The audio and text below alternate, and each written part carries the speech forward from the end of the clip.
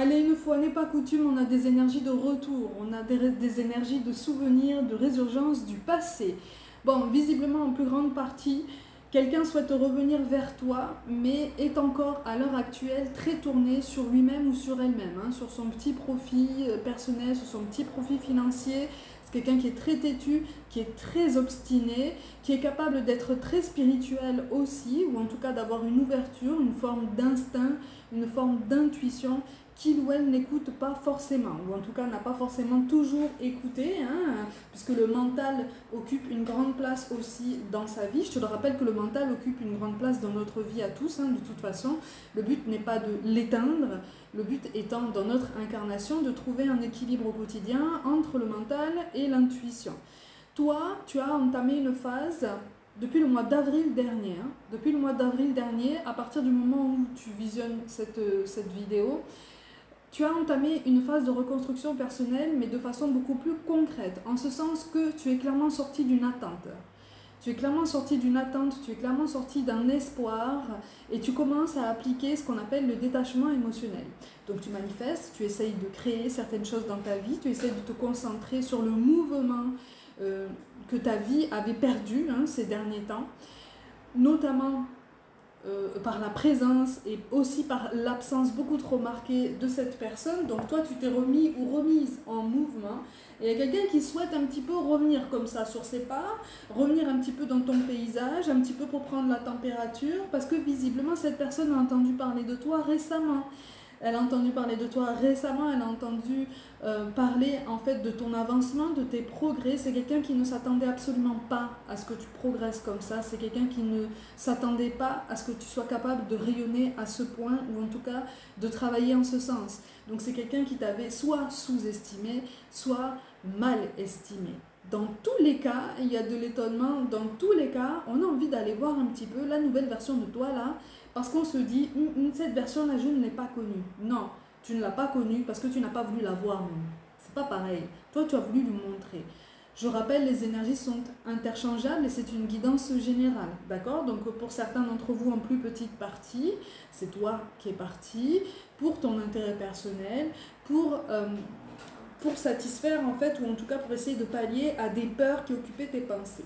On en revient quand même à des énergies beaucoup plus générales, donc c'est toi en fait, hein, qui t'es senti un petit peu laissé pour compte. Il y a du mouvement de toute façon dans votre vie, il y a du mouvement dans ton quotidien, il y a du mouvement dans ton état d'esprit, tu travailles aussi sur ton développement personnel, tu es sur une vraie transformation personnelle qui force le respect quand même, tu vois, qui s'est fait longtemps attendre, hein, de toute façon, parce que tu recevais des signes depuis très très très longtemps sur cette nécessité d'avancer, d'essayer de passer à la seconde, même si dans les premiers temps ça fait très mal. Et là, tu es en train d'apprendre à garder certaines choses pour toi. Tu es en train d'apprendre à faire du tri aussi dans ton relationnel beaucoup plus général. Là, je m'adresse à des personnes qui sont vraiment en pleine réflexion par rapport à leurs ambitions amoureuses et même amicales. Tu vois, tu commences à réfléchir sur les personnes que tu souhaites attirer dans ton cercle sentimental, amical. Tu fais du tri, tu fais un bilan, tu observes un petit peu les personnes qui peuvent graviter autour de toi encore aujourd'hui. Tu te fais un avis, tu essayes de te détacher, de faire preuve d'un petit peu plus d'objectivité. Tu reprends ton pouvoir en fait, tu vois.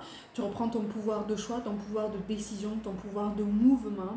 Tu reprends place dans ta vie, ok? Tu reprends des forces. Et donc tu reprends une autonomie, une forme d'indépendance émotionnelle, ok? Parce que pour beaucoup d'entre vous ici, tu étais dans une forme de dépendance affective ultra marquée et ultra alimentée aussi. C'est-à-dire que le comportement de cette personne alimentait tout ça. Parce que c'est quelqu'un qui se nourrissait de ta dépendance, si tu veux.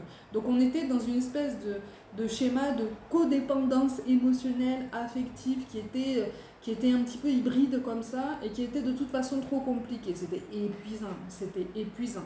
Ça t'a drainé, tout ça. Et même lui ou elle, hein, ça l'a drainé, hein.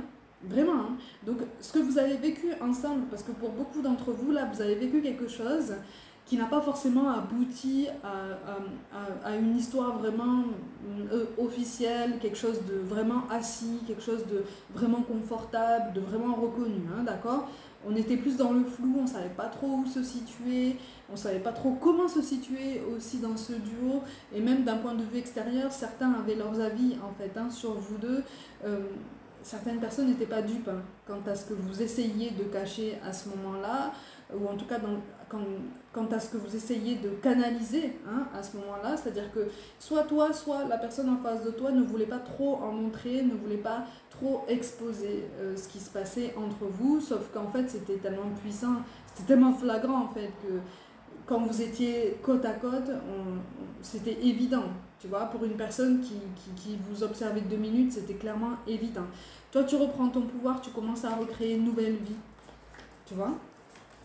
Tu commences à te fixer à nouveau des objectifs, qu'ils soient personnels, professionnels. Tu prends ton temps aussi pour faire de nouvelles rencontres. Tu essayes de t'écouter, de voir si tu en as réellement envie, si tu as réellement envie de faire plus ample connaissance avec une personne qui peut graviter autour de toi ou qui peut te montrer un petit peu plus d'intérêt, tu vois. Tu reprends ton pouvoir de choix. Tu comprends qu'en fait, tu n'as pas à te plier aux exigences ni aux besoins de tout le monde, de tous ceux qui te montrent de l'attention, d'accord? Donc c'est un signe évident de résilience et de compréhension de cette dépendance affective dans laquelle tu te trouvais dans le passé, si tu veux. Donc là, on est vraiment sur un schéma qui visiblement ne va pas se reproduire. Un schéma relationnel qui ne va pas se reproduire.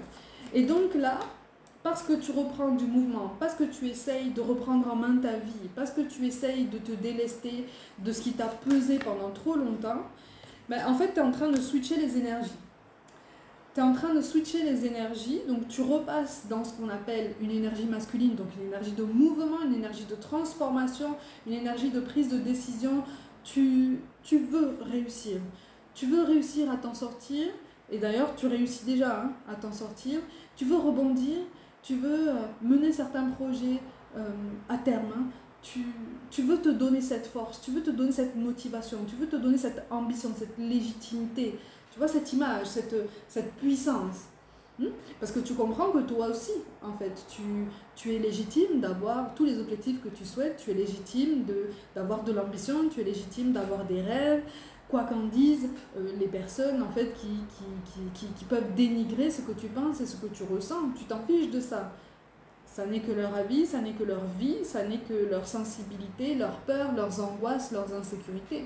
À partir du moment où tu dissocies ça de tout ce qui se passe pour toi réellement, tu peux avancer. Il y a des obstacles, il y a des ralentissements, il y a des difficultés, mais il y a aussi des points positifs, il y a aussi des éclaircies dans ce ciel encore nuageux, et c'est quelque chose auquel on essaye de te pousser à t'accrocher, d'accord? Tu es en train d'essayer de redonner une magie à ta vie, de redonner une intensité à tout ce que tu fais, et tu y parviens déjà, même si pour l'instant, d'un point de vue financier, visiblement pour certains d'entre vous, on n'est pas encore sur de grands résultats concrets, d'accord? On n'est pas encore sur de grands résultats concrets, mais il y a quelque chose là qui se met en place. Et de loin, cette personne t'observe. De loin, cette personne t'observe. Alors, encore une fois, c'est une personne qui est particulièrement obstinée et qui peut être considérée comme égoïste. C'est-à-dire que c'est une personne qui, par le passé, a pu avoir tendance à laisser pour compte pas mal de personnes autour de lui ou d'elle à la moindre opportunité, ou en tout cas à la moindre occasion qu'il ou elle percevait comme une opportunité d'atteindre une étape supérieure, ou de redorer son image, ou de protéger ses intérêts personnels. D'accord? C'est quelqu'un qui pensait lui ou elle avant de penser équilibre. Okay? Mais de façon exacerbée, hein. C'est pour ça que je parle d'égoïsme, que je parle d'égocentrage. C'est une personne qui aurait envie de revenir et qui commence à réfléchir sincèrement, hein, à une meilleure façon de revenir vers toi, parce qu'on est frileux. Hein. On est frileux, puisqu'on a entendu parler de tes progrès, on a entendu parler de ton avancée. Et c'est quelqu'un qui se rend compte que finalement, puisque tu reprends ta puissance, tu ne vas plus te taire dès qu'il ou elle reviendra. Ou en tout cas, si il ou elle a le courage de revenir. Parce que pour l'instant, là, on a envie, là, mais on reste derrière caché le rideau. Hein. On reste on reste caché en fait, on reste en arrière, on reste en coulisses, on reste bloqué. Pour l'instant, on reste bloqué parce que on sait la réaction que tu vas avoir. Parce que toi, visiblement, ici, là, tu n'en veux plus. Ou en tout cas, tu ne veux plus de cette version ancienne. C'est quelqu'un qui a avancé aussi, mais à toi de voir à quel stade.